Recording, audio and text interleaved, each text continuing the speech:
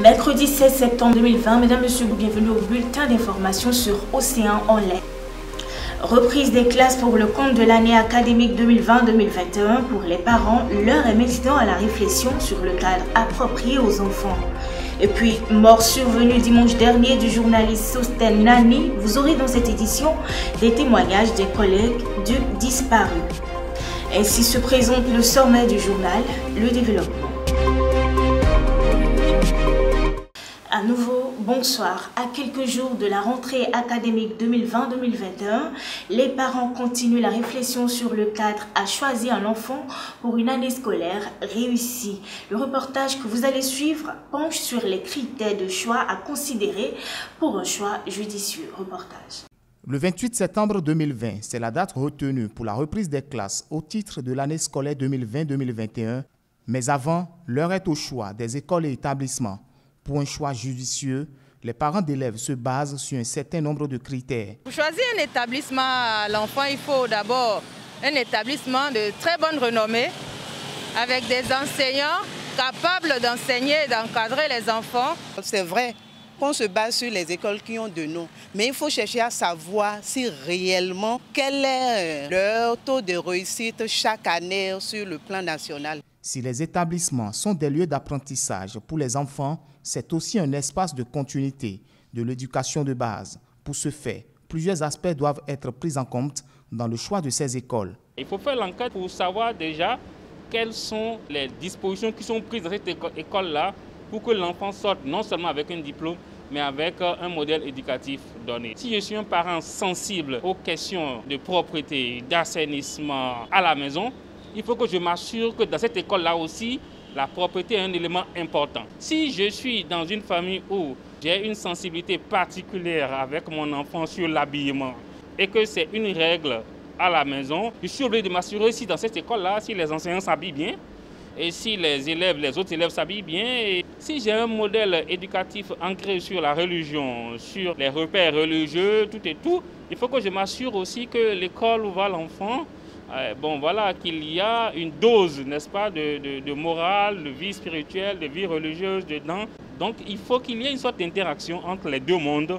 Mais si tous ces aspects sont considérés par les parents d'apprenants, les moyens financiers font tout de même défaut.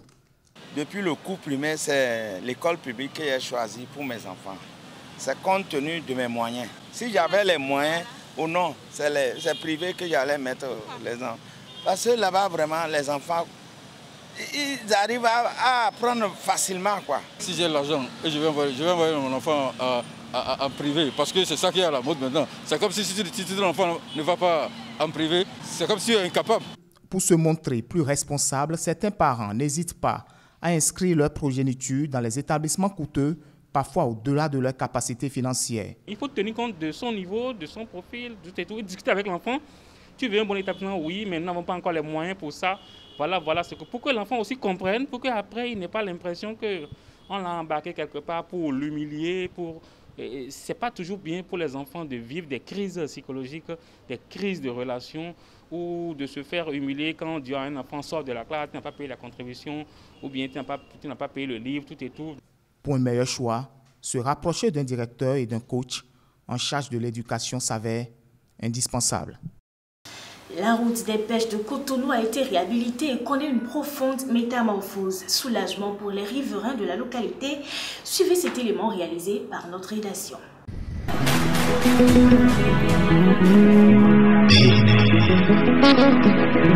Beauté admirative au climat intertropical. Chaud, humide, étiré entre le fleuve Niger au nord et la plaine côtière dans le sud. Nous sommes au Bénin. Pays de l'Afrique de l'Ouest, constitué de paysages pittoresques. Au sud, à 200 mètres de plage, s'étend la route des pêches. Une route située entre l'extrémité sud de l'aéroport international Cardinal Bernardin Ganti de Cotonou et le village de Azizakwe dans la commune de Ouida. La route des pêches est un important projet d'aménagement du territoire le long du littoral et de l'Atlantique, au sud du Bénin, autour d'un axe routier de 40 km. L'idée de création de la route des pêches remonte en 2003 sous la gouvernance de l'ancien ministre de la Culture Amos Elegbe. La beauté de ce paysage, le calme de l'environnement, son subtil mariage de couleurs et de chaleur, son parfum sauvage imposent calme et sérénité. 40 km d'aménagement scindés en 4 phases, dont la première est déjà opérationnelle, et ceci grâce au dynamisme du gouvernement Talon. Un projet vieux de plusieurs décennies devenu aujourd'hui une réalité. Du rêve à la réalité, les habitudes ont drastiquement changé et les habitants de cette zone à forte potentialité touristique se réjouissent déjà de voir leur peine soulagée. On est très content. On roule librement maintenant et puis la voie est super. Il y a trop de différences maintenant parce qu'avant il y avait trop de poussière. Quand tu passes, c'était vraiment difficile. Donc maintenant, c'est très bien. Maintenant, quand tu sors de la rue, tu es content de tomber sur le goudron. Et puis c'est tellement rapide aussi. On est en sécurité, il y a la lumière et tout, c'est bon. Tu peux sortir même à 0 heure, tu n'auras pas peur du quartier, tu es à l'aise. C'est bon, parce que c'est maintenant que je vois que le Bénin développement. Avant là, tu ne peux pas passer. Il y a beaucoup de brousses, il y a beaucoup de sable. C'est lui qui a envoyé les 4 voies au Bénin et c'est les 4 voies là, c'est la route de pêche. Je l'apprécie, ça circule normal et c'est bon. Il y a beaucoup de lumière. Lumière, même c'est trop. Avant, c'était pas facile. Il y avait du sable passé par là. À 20 heures, tout est déjà éteint, tout est bloqué de circulation. Maintenant, il y a un changement. Tout circule à merveille, tout circule bien. Vraiment, ça donne un nouveau regard à la plage. Il y a l'éclairage, on voit clair maintenant. Depuis que je réside dans ce quartier, je n'ai jamais vu une chose pareille. La voie était impraticable. Du jour au lendemain, on a senti un brusque changement opéré par le président Patrice Talon. Personnellement, ça favorise mon business parce que je suis un fabricant d'objets d'art et les touristes viennent visiter fréquemment mes objets. C'est vrai que ce sont les régimes précédents qui ont eu l'idée. Mais le président actuel, ayant le goût et la finesse, a concrétisé ce projet. Nous nous prions pour lui afin qu'il ait une santé robuste pour achever les œuvres entamées dans le pays. Aujourd'hui, il y a la sécurité. À cela s'ajoute également l'électrification des voies. Les cas de braquage qu'on observait sont conjugués au passé. Vraiment, le président Talon, par ses projets de construction d'infrastructures routières, est en train de révéler le Bénin.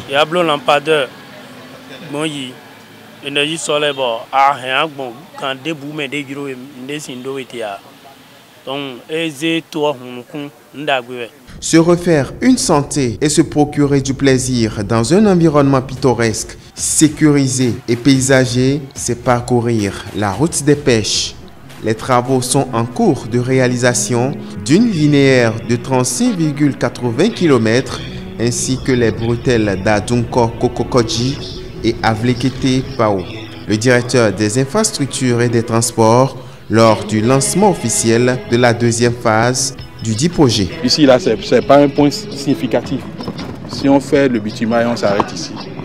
Ça ne sert à rien dire.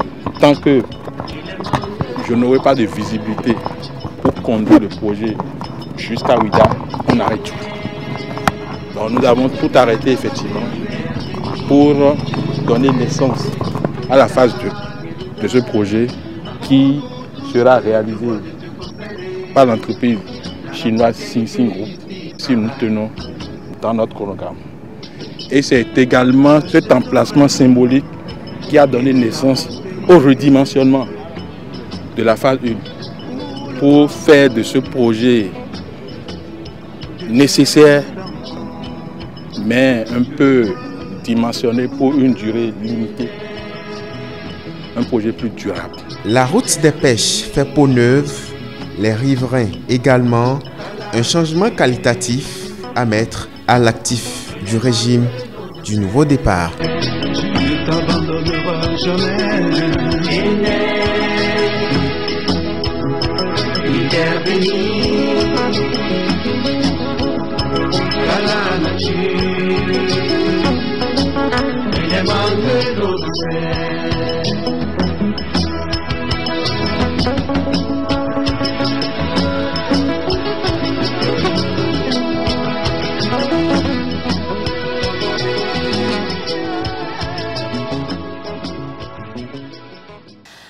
l'avez appris, je le disais aussi dans le sommaire, le journaliste Sosten Nani n'est plus depuis dimanche dernier. Nous avons recueilli des témoignages de ses collègues. Regardez. Toute une rédaction déserte. Des cœurs meurtris, la cause, le décès tragique de leur rédacteur en chef, le regretté mémoire Sosten Roland Nani. Journaliste et rédacteur en chef de Radio Planète, décédé ce dimanche 13 septembre 2020 des suites d'une courte maladie. Un homme de caractère, dynamique dans son travail.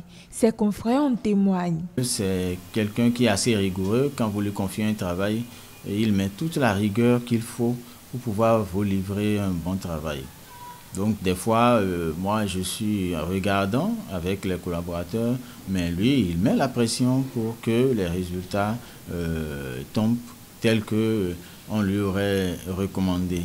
Vous voyez, donc il est assez laborieux, il est assez sérieux et humble. Un monsieur fair play, il ne fait pas de distinction, il joue avec tout le monde. Il joue avec tout le monde. Quand on dit la perfection n'est pas de ce monde, certes, la perfection n'est pas de ce monde, mais en dehors de tout ce qu'on pourrait dire de lui, c'est un monsieur qui a du cœur, qui s'est rassemblé. Et quand il est fautif, il sait se rapprocher de l'intéressé pour se faire pardonner. C'est ça ce que j'ai beaucoup appris de lui, l'humilité. Sosten a été un bon journaliste qui aime ce qu'il fait, qui a de l'ardeur à l'œuvre, qui véritablement avait de la passion pour le métier. La presse béninoise est ainsi endeuillée. Sa mort soudaine laisse tout un vide dans le cœur de ses collègues. L'homme était à la radio le lundi 7 septembre 2020, mais ne se sentait pas bien. Mardi 8 septembre, il a été conduit aux urgences à l'hôpital Kangezo de Cotonou, où il a été admis aux soins intensifs. Je sens un peu de palud. Bon, mais j'ai vu un infirmier qui m'a prescrit. J'ai été dans une clinique, on m'a prescrit des médicaments, je suis en train de prendre. Et la nuit, il fait une crise. Et c'est le coma qui s'en est suivi, une crise de tension. Et on n'a rien compris à ce qui lui est arrivé. Des pathologies s'y ont mêlé. Et le tableau est viré au noir. Et voilà, on l'a perdu.